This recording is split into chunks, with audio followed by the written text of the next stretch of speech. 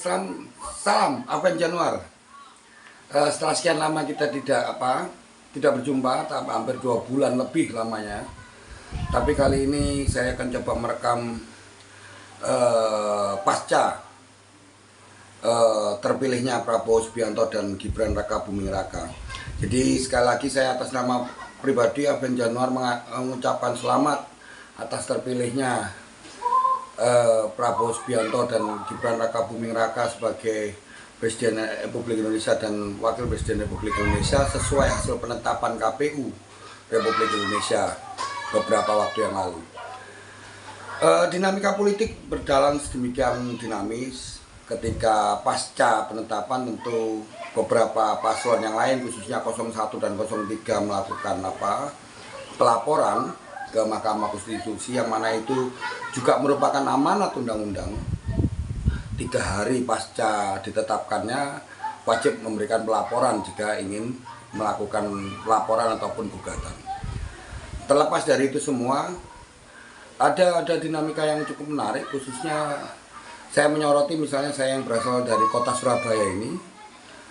Bagaimana sih pasca Pilpres dengan kondisi bahwa kota Surabaya yang mana PDI Perjuangan dari 15 kursi menjadi 11 misalnya. Lalu setelah itu ada beberapa banyak partai yang lain naik.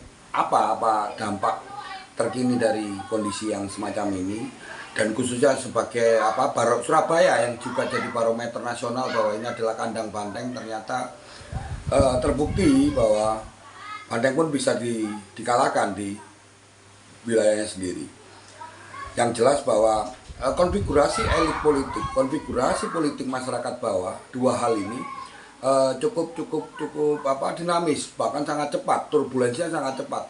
Terjadi turbulensi khususnya pada kenyataannya selisih kemenangan Prabowo Subianto, Gibran Raka Buming Raka dengan Ganjar Pranowo yang notabene adalah penguasa kota Surabaya ternyata cukup jauh. Nah, ini yang perlu menjadi sorotan buat teman-teman di internal PDI Perjuangan melakukan evaluasi, mengingat pilwali, pemilihan wali kota itu hanya tinggal beberapa bulan saja. Artinya memungkinkan bahwa dengan konfigurasi jumlah kursi yang ada, memungkinkan adanya 3 pasangan calon ataupun 4 pasangan calon. Sehingga ini yang cukup menyulitkan, yang sementara ini pasangan petahana dari PDI Perjuangan juga cukup rapuh kesulitannya, khususnya Pak Eri Cahyadi yang diinformasikan merapat ke Partai Golkar misalnya, yang sudah disampaikan oleh Ketua DPD Partai Golkar Surabaya yaitu Mas Fatoni, bahwa hal itu cukup menarik. Artinya sah sebagai Eri Cahyadi melakukan pendekatan politik dengan banyak partai yang lain. Karena mengingat dia adalah warga negara yang berhak mencalonkan di wali kota Surabaya kembali, juga berhak untuk meminta dukungan politik dari partai-partai politik yang ada. Lalu bagaimana dengan internal PDI Perjuangan sendiri pasca pemilihan presiden ini? Yang jelas bahwa hari ini Armuji sebagai wakil wali kota tentu memiliki peluang lebih besar untuk mendapatkan rekomendasi dari PDI Perjuangan saat ini. Tapi bukan tidak mungkin bahwa ada kuda hitam lainnya yang bisa muncul ke permukaan.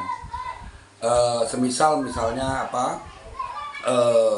di internal itu ada Yordan misalnya, Yordan Malino yang mana suara kemarin cukup signifikan untuk mengantarkan Yordan sebagai anggota DPRD provinsi.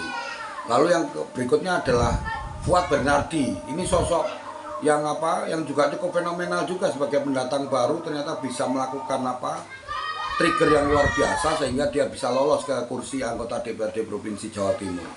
Nah, ini yang beberapa di internal ini yang perlu digodok secara serius oleh PDI Perjuangan, bahwa jika tidak berhati-hati maka warningnya adalah ketika kemarin Prabowo Subianto berhasil menang di kota Surabaya, maka bukan tidak mungkin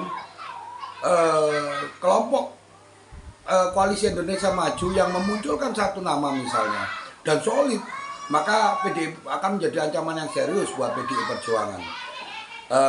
Bahwa PDI Perjuangan sekali lagi sedang pada proses pembenahan yang cukup berat, apalagi di situasi di internal juga sedang tidak sehat, yang mana seluruh kader memiliki potensi untuk maju.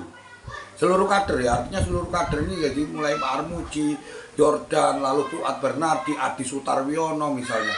Ini semua berhak maju dengan masing-masing memiliki hal yang setara antar mereka. Jadi tidak ada yang membedakan lebih tinggi, lebih populer, tidak ada. Saya melihatnya adalah hal yang setara. Maka itu ada kemungkinan juga misalnya partai yang lain, misalnya PKB misalnya, memunculkan satu nama yang lebih populer. Ini juga merupakan kuda hitam yang luar biasa. Apalagi Gerindra yang sudah memberikan sinyal-sinyal positif pada Ahmad Dhani misalnya.